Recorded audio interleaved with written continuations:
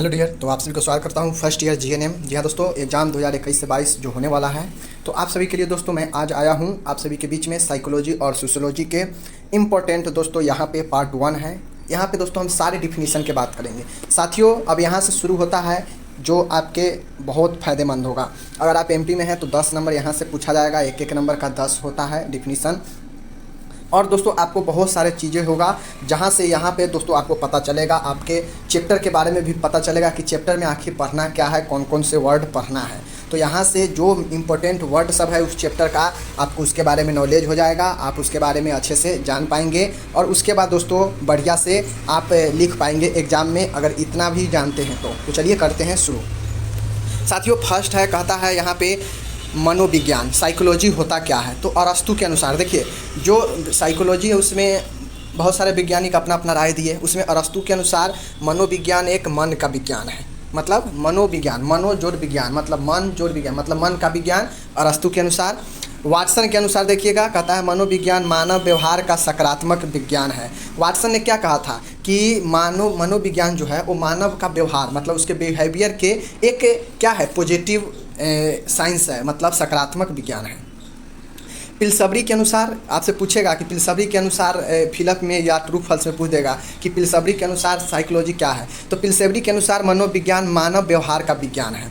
तो दोस्तों आप लोग समझ गए कि वाटसन ने कहा था कि यह मानव व्यवहार का विज्ञान एक सकारात्मक विज्ञान है, जबकि पिलसबरी ने सीधा कहा कि मानव व्यवहार का यह एक विज्ञान है, मतलब ह्यूमन बिहेवियर का ये साइंस है। तो आप लोग समझ गए साइकोलॉजी क्या है। अब है समाजशास्त्र, जो इसमें हम लोग को एक साइकोलॉजी है और एक सोशियोलॉजी है। तो साइकोलॉजी तो जान लिए, मतलब मन का सकारात्मक मन का विज्ञान, मानव व्यवहार का विज्ञान, ये सब मनोविज्ञान है। अब समाजशास्त्र देखते हैं, सोशियोलॉजी। तो एलेफ वर्ल्ड के अनुसार इसमें भी दोस्तों अलग अलग वैज्ञानिक अपना अपना राय दिए। तो इसमें जो इम्पोर्टेंट है वो है एलेफ वर्ल्ड के अनुसार समाजशास्त्र। जो समाजशास्त्र है समाज का एक विज्ञान है, किसके अनुसार, एएलएफ वर्ल्ड के अनुसार। तो इजी है, समाजशास्त्र समाज का विज्ञान है। उसके बाद आया गिब्सन। जी हाँ दोस्तों, गिब्सन आया। तो गिब्सन के अनुसार समाजशास्त्र समाज का वैज्ञानिक अध्ययन है। गिब्सन ने क्या बोला, समाजशास्त्र जो है समाज का वैज्ञानिक अध्ययन है। जबकि आप सभी के बीच में एलेफ वर्ल्ड ने क्या बोला था कि समाजशास्त्र समाज का विज्ञान है। ये हो गया।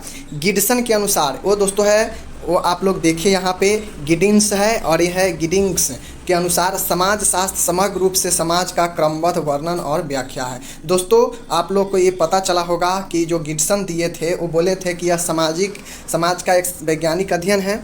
उसके बाद गिब्सन ने बोला कि यह क्रमबद्ध समाज का क्रमबद्ध वर्णन और व्याख्या है। तो आप लोग ये दो समझ गए, मनोविज्ञान समाज विज्ञान क्या है। अब इसमें से जो आपको अच्छा लगेगा, जिसके अनुसार अच्छा लगेगा आप लिख सकते हैं, या सिंपल तौर पे ये भी आप लिख सकते हैं। अगर आपके वैज्ञानिक के नाम नहीं पता है तो आप सीधा लिख सकते हैं कि समाजशास्त्र समाजों का एक क्रमबद्ध वर्णन और व्याख्या है, और फलाने वैज्ञानिक के अनुसार यह एक सामाजिक वैज्ञानिक अध्ययन है, और इस वैज्ञानिक के अनुसार यह समाजशास्त्र का समाज का विज्ञान है। आप लिख देंगे, हो जाएगा। चलिए नेक्स्ट की तरफ चलते हैं। तो नेक्स्ट की तरफ चलेंगे साथियों। तो अभी आता है अभिप्रेरणा, मोटिवेशन। बहुत ही इंपॉर्टेंट है। मोटिवेशन होता क्या है देखते हैं। कहता है दोस्तों मोटिवेशन आप सभी जानते होंगे, इंग्लिश में सभी लोग जानते हैं। मोटिवेशन मतलब प्रेरित करना, किसी भी काम को लिए प्रेरित करना, वही होता है अभिप्रेरणा। मतलब अभिप्रेरणा एक ऐसी अवस्था है जो उसे विशेष प्रकार के व्यवहार एवं निश्चित लक्ष्यों को पूरा करने के लिए प्रेरित करता है। हमने क्या कहा कि किसी भी काम को, किसी भी लक्ष्य को जो आपको प्रेरित करता है काम करने के लिए, वही क्या होता है, अभिप्रेरणा होता है। तो यह एक ऐसी अवस्था है जिसमें किसी भी लक्ष्य और किसी भी व्यवहार को करने के लिए प्रेरित करने का कार्य करता है। तो ही है मोटिवेशन। मानसिक स्वास्थ्य विज्ञान अथवा मानसिक आरोग्यता, मेंटल हाइजीन क्या होता है। तो दोस्तों जो मेंटल हाइजीन होता है, चलिए देखते हैं। मानसिक स्वास्थ्य विज्ञान का अर्थ है वह उपाय करना जिससे मनोरोग के आपात को रोकथाम एवं शीघ्र उपचार द्वारा कम किया जा सके तथा मानसिक स्वास्थ्य को प्रेरित किया जा सके। अब आप लोग ध्यान दीजिए, आपसे पूछेगा, लॉन्ग में भी पूछ सकता है शॉर्ट नोट्स में, कि मानसिक स्वास्थ्य विज्ञान क्या है या मानसिक आरोग्यता क्या है, मेंटल हाइजीन। दोनों का मतलब ये होता है। इसका मतलब होता है कि मानसिक स्वास्थ्य विज्ञान का अर्थ होता है कि इसमें विभिन्न प्रकार के उपाय करना, जिसमें मनोरोग अगर होता है तो उसके आपात स्थिति में, मतलब इमरजेंसी टाइम में उसके रोकथाम और उसके संबंधित उपचार, उसके कैसे कम किया जाए, ये सारी चीज़ें, और मानसिक स्वास्थ्य को प्रेरित किया जाए, मतलब इसे क्या है और अच्छा से सुदृढ़ किया जाए, वही होता है मानसिक स्वास्थ्य विज्ञान। तो दोस्तों आप लोग इसको भी समझ गए। अब चलिए हम बात करते हैं यहाँ पे कुसमायोजन, मतलब मैल एडजस्टमेंट। जी हाँ दोस्तों, मैल एडजस्टमेंट क्या होता है? तो साथियों बता दें आप सभी को, कुसमायोजन व्यक्ति और उसके असंतुलन को दर्शाता है। बिल्कुल सही है। असंतुलन कब उत्पन्न होता है दोस्तों?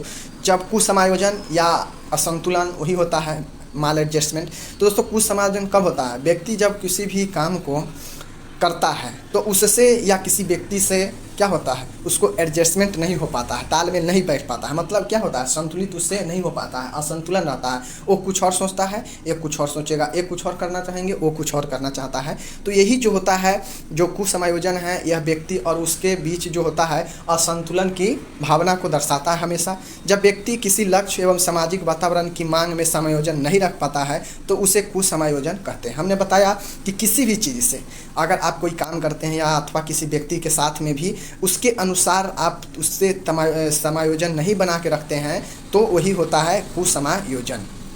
तो समायोजन क्या होता है देखिए यहाँ पे। तो समायोजन का अर्थ आप लोग समझ गए होंगे, जब कुछ समायोजन समझ गए एडजस्टमेंट का। तो समायोजन का अर्थ होता है कि विशेष आवश्यकताओं, जो भी आवश्यकता है आप उसे पूरा करना चाहते हैं, तो दोस्तों वो अनुकूल परिस्थिति में आप उसके साथ क्या है करने के लिए प्रयत्न रहते हैं, तो वही क्या है तालमेल बैठता है, संतुलन रहता है, तो ही समायोजन होता है। तो आप लोग ये समझ गए होंगे। चलिए तनाव देखते हैं साथियों। तनाव स्ट्रेस होता क्या है? तो ये भी बिल्कुल आसान है। कहता है तनाव एक चिंता उत्पन्न करने वाली स्थिति है। बिल्कुल सही है। जिसके अंदर दोस्तों स्ट्रेस होगा, तनाव होगा, चिंता होगा ही, जिसकी उत्पत्ति व्यक्ति के जीवन में उसकी सामंजस्य क्षमताओं से ज़्यादा जिम्मेदारियों व घटना का कारण बनती है। अब देखिए, तनाव एक चिंता का स्थिति है, बिल्कुल सही है। जिसकी उत्पत्ति मतलब जब तनाव आपके अंदर आएगा कब आता है? जब व्यक्ति के जीवन में क्या होता है, कोई सामंजस्य नहीं बैठ पाता है, कोई काम करना चाहते हैं वही काम असफलता होता है, बार बार किसी चीज़ का आपके अंदर प्रेशर रहता है, कि कोई घटना होने का आपके मन में ख्याल रहता है कि हमारे साथ ये असफलता तो न हो जाए, ये न हो जाए। तो इसी जो मिसअंडरस्टैंडिंग होता है, मतलब असमंजस्य नहीं बैठ पाता है आपको, तो तनाव का स्थिति उत्पन्न होता है आपके मन में। तनाव एक मानसिक स्थिति है, बिल्कुल सही है। तनाव एक अपने आप में मानसिक स्थिति है जिसे व्यक्ति किसी बाह्य या आंतरिक खतरा होने पर महसूस करता है। बिल्कुल सही है। यह चीज़ आपको खुद से दोस्तों हो सकता है या किसी और अदर के कारण भी हो सकता है। तो इसलिए दोस्तों तनाव होता है। अब खुद के कारण क्या होगा, आपका बीमारी भी हो सकता है, बहुत घातक बीमारी हो जाता है तो लोग डिप्रेशन में चल जाता है, तनाव में चला जाता है, तो वही होता है स्ट्रेस। तो ये भी समझ गए होंगे। अब देखते हैं दोस्तों यहाँ पे व्यक्तित्व, पर्सनालिटी क्या है। अब दोस्तों लॉन्ग क्वेश्चन में कैसे पूछ देगा कि व्यक्तित्व क्या है और व्यक्तित्व के सिद्धांतों को लिखिए 5 नंबर में। लेकिन यहाँ पे अगर आप व्यक्तित्व भी अगर वहाँ पे सिर्फ लिख देते हैं तो 2 नंबर आपका बन जाएगा। और दोस्तों विशेष पढ़ने के लिए तो चैप्टर में, इसीलिए हम कहते हैं कि यहाँ से आपको चैप्टर का हर एक आपको नॉलेज हो जाएगा कि कहाँ क्या पढ़ना है। तो व्यक्तित्व है, पर्सनालिटी।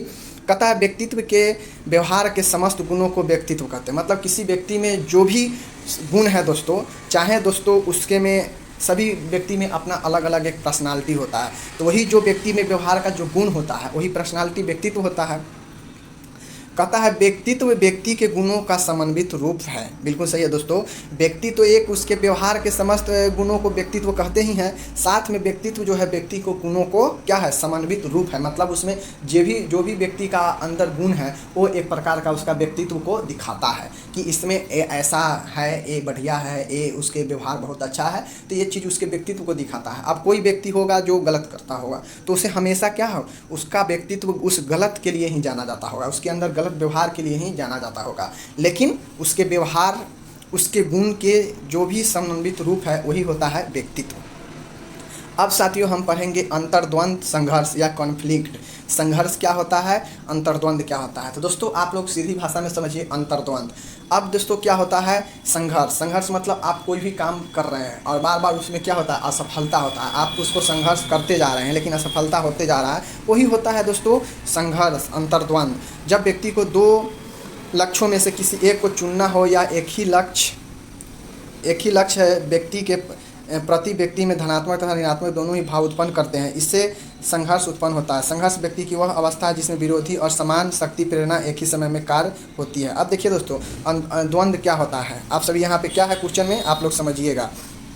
अंतर्द्वंद कॉन्फ्लिक्ट या संघर्ष होता क्या। अब देखिए कोई व्यक्ति है, मान लो उसको कोई काम करना है, उसे मन में ये द्वंद्व उत्पन्न होगा कि सफलता इसमें मिल सकता है इसमें नहीं भी मिल सकता है, करे ना करे, मतलब एक ही टाइम में उसको निगेटिव, धनात्मक, ऋणात्मक सभी प्रकार के मन में विचार उत्पन्न होने लगता है उसके लक्ष्य के प्रति, किसी काम को पूरा करने के प्रति। तो ही होता है उसके मन में द्वंद्व उत्पन्न होने लगता है कि भाई एक समय में दो व्यवहार, द्वंद्व मतलब दो, तो एक समय में जो होता है दो विचार उत्पन्न होना, वही अंतर्द्वंद, और वो अंतर्द्वंद उत्पन्न होता है तो वो संघर्ष होता है जो आप हमेशा लड़ते रहते हैं अपने जीवन में।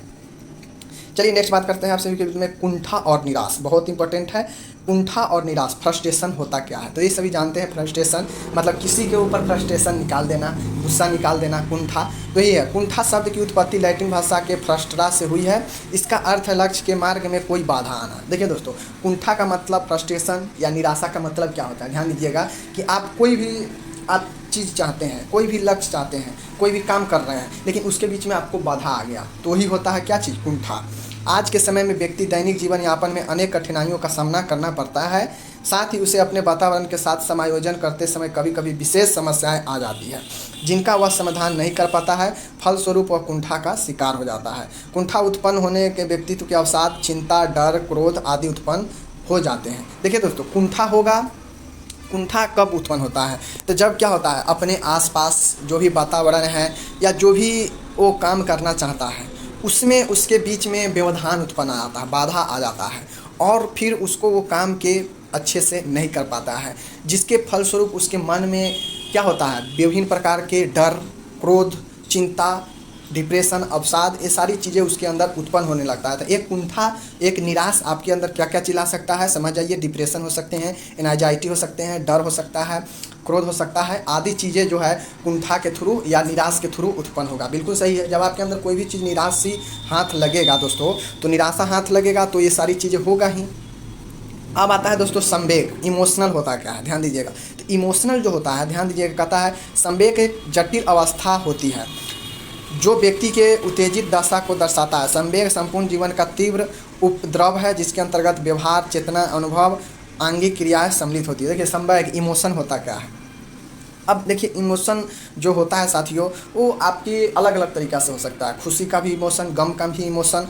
तो यही संवेग होता है जिसमें तीव्र गति से आप किसी के प्रति एकदम भावुक हो सकते हैं, किसी के प्रति एकदम क्या है, गुस्से में भावुक हो सकते हैं, मतलब वो आपको ठेस पहुंचाया, और किसी के प्रति प्यार वाला भी भावुक होता है। तो यही कहता है कि एक तीव्र गति के एक जटिल अवस्था है जो आपके उत्तेजित दशा को दर्शाता है। संवेग क्या है, आपकी उत्तेजना को दर्शाता है, जिसमें यह एक जटिल अवस्था है जिसमें आपको विभिन्न प्रकार के आपके जीवन में उपद्रव हो सकते हैं, जैसे अंतर व्यवहार, अंतर्गत व्यवहार, चेतना, अनुभव, आंगिक क्रियाएँ, ये सभी आपके जीवन में संवेग के थ्रू क्या है, आ सकता है। अब देखते हैं साथियों 12 नंबर है, कहता है मानसिक तंत्र, डिफेंस मैकेनिज्म। आप सभी से पूछेगा कि मैकेनिज्म होता क्या है, कितने प्रकार के होते हैं। लॉन्ग क्वेश्चन, मतलब लॉन्ग क्वेश्चन नहीं, जो शॉर्ट क्वेश्चन होता है वहाँ पे। तो कहता है मैकेनिज्म, डिफेंस मैकेनिज्म जो होता है एक ऐसी तकनीक है जिनके द्वारा व्यक्ति अपनी चिंता व तनाव को कम करने का प्रयास करता है एवं इसके द्वारा अपने द्वंद्व को सुलझाने की कोशिश करता है। अभी द्वंद्व क्या पढ़े हैं, मन में दो विचार उत्पन्न होना, निगेटिव पॉजिटिव द्वंद्व होता है। तो वही कहता है कि मानसिक तंत्र, डिफेंस मैकेनिज्म जो होता है एक ऐसी तकनीक है जहाँ पे व्यक्ति अपने चिंता और स्ट्रेस को, तनाव को कम करने का प्रयास करता है इस डिफेंस मैकेनिज्म के थ्रू, एवं इसके द्वारा वह अपने द्वंद्व को, मतलब जो भी समस्या, जो भी मन में ख्याल है, जो भी विचार है, उससे वह सुलझाने का, हल करने का कोशिश करता है डिफेंस मैकेनिज्म के अनुसार। तो ये हो चुका। 13 नंबर है सामाजिक परिवर्तन, सोशल चेंज होता क्या है।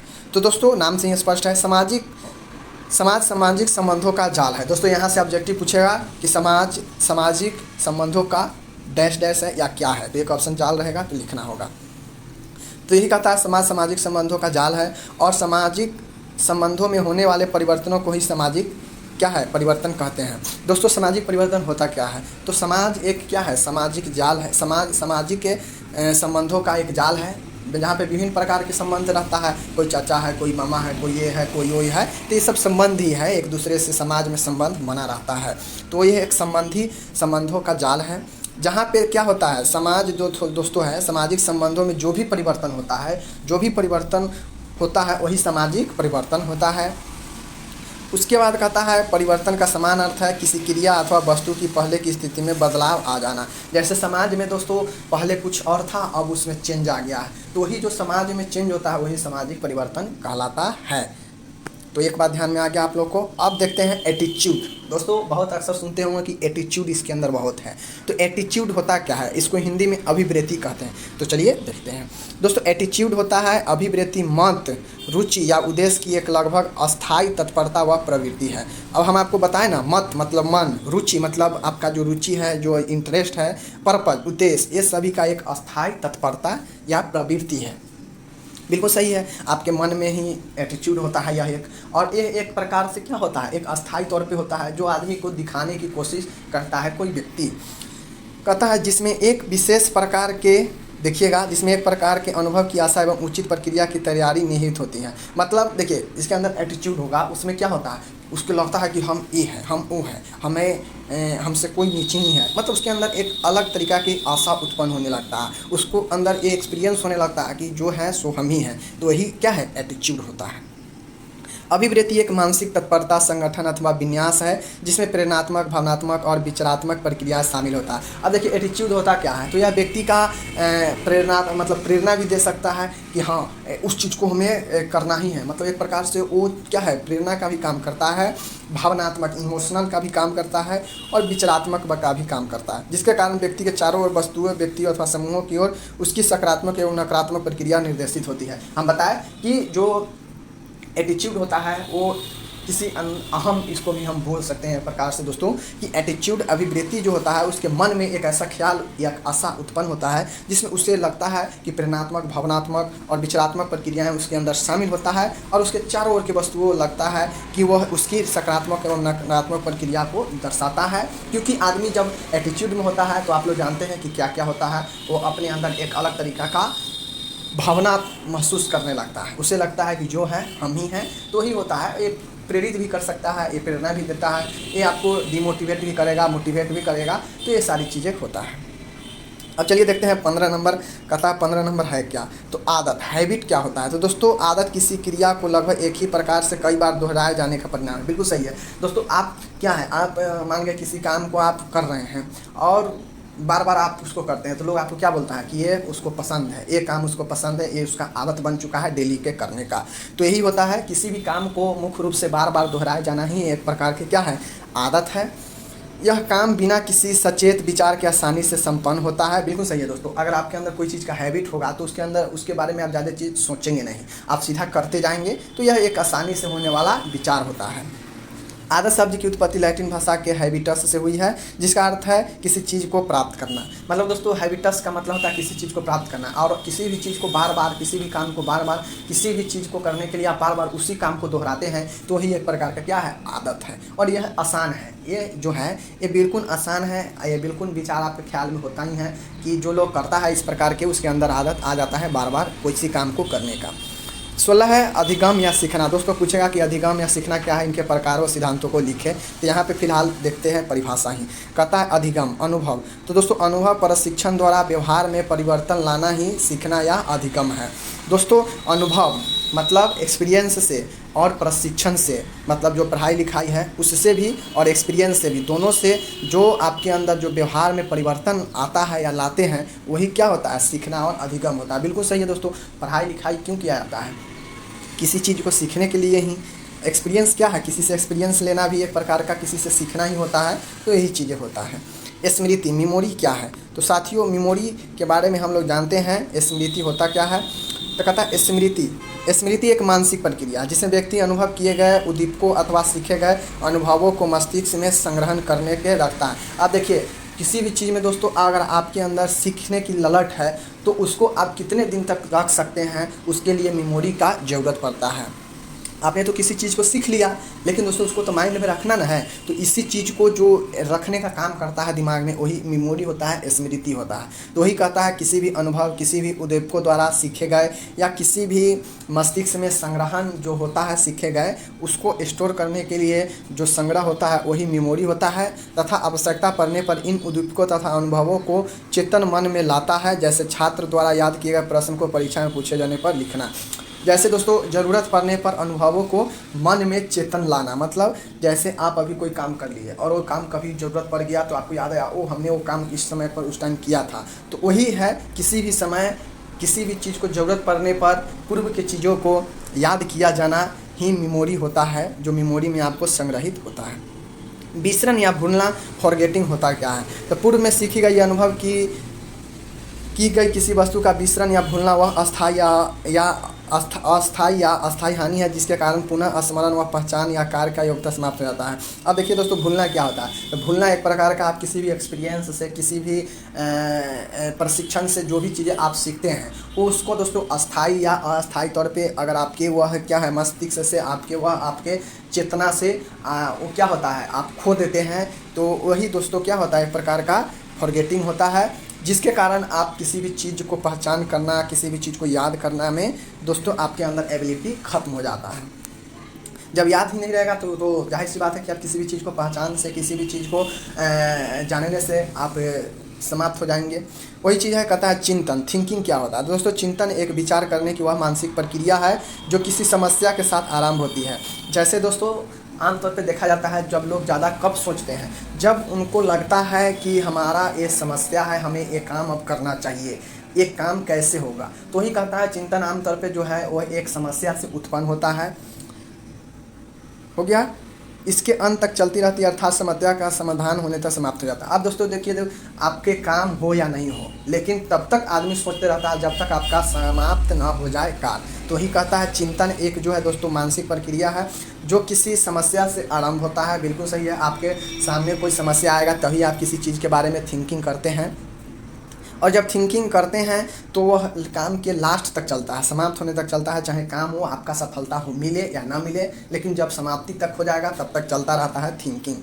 अब हम लोग बात करते हैं तर्क के बारे में। साथियों, रीजनिंग होता क्या है? तर्क में गत अनुभवों या संयोजन इस प्रकार होता है कि समस्या का समाधान हो सके। यह संयोजन तभी होता है जब गत समाधानों के पुनरुत्पादन से समस्या समाधान नहीं होता है। अब देखिए दोस्तों, होता क्या है रीजनिंग, तर्क क्या होता है? तो ये एक लॉजिक प्रक्रिया होता है रीजनिंग, जिसमें दोस्तों आप किसी काम को पहले किए हैं लेकिन वह उस हिसाब से, उस रास्ते से और उस विचार से काम वो आपका नहीं हुआ है, तो उसको करने के लिए एक अलग तरीका का आप लॉजिक ढूंढते हैं, एक अलग तरीका का आप तर्क लगाते हैं। वही दोस्तों जो होता है तर्क होता है। वही कहता है कि यह एक अनुभवों या जो भी समस्या है वो समाधान हो सके। यह एक ऐसी संयोजन है जो आपके पहले पूर्व जो काम हुआ है वो क्या है, आपका किसी कारणवश समाधान नहीं हुआ है, तो आप इसमें चेंजेज लाकर, आप इसमें लॉजिक लगाकर आप इसको समाधान करने का जो है समस्या का समाधान ढूंढते हैं। तो दोस्तों ये था आपका आज 20 हमने देखा है, फिर हम देखेंगे अगले पार्ट में। तब तक दोस्तों आम लैंग्वेज में समझिए, तब समझ में आएगा, एग्जाम में आप लिख पाएंगे अपने मन से। वरना दोस्तों किताबी लैंग्वेज पढ़िएगा तो कभी आपको याद नहीं होगा। और वैसे एक ये जो मैंने दोस्तों नोट दे रहा हूँ आप सभी को, ये नोट बहुत ही सिंपल लैंग्वेज में आप लोग देखे हैं कि खुद से पढ़ के आपके दिमाग में एडजस्ट हो जाएगा, समझ में आ जाएगा। तो बहुत ईजी लैंग्वेज है, ज़रूर देखिए आप लोग। तब तक मिलते हैं अगले वीडियो में। जय हिंद, नमस्कार, धन्यवाद।